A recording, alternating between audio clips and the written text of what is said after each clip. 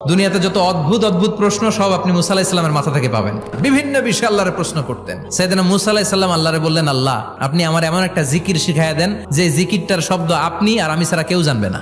দিনে রাতে সব সময় এই জিকির আমি করব, আপনারে ডাকবো, কিন্তু শর্ত হলো এই জিকিরটা জানবে শুধু আপনি আর জানবো শুধু আমি। আল্লাহ বললেন, মুসা পড়ো লা ইলাহা ইল্লাল্লাহ।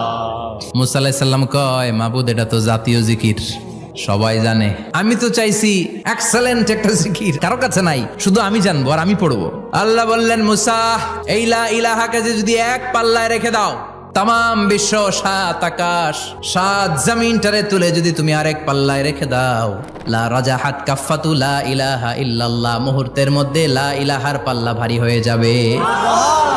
ও মুসা, তুমি যতই এক্সক্লুসিভ জিকির চাও, লা ইলাহার চেয়ে দামি জিকির আমার কাছে নাই।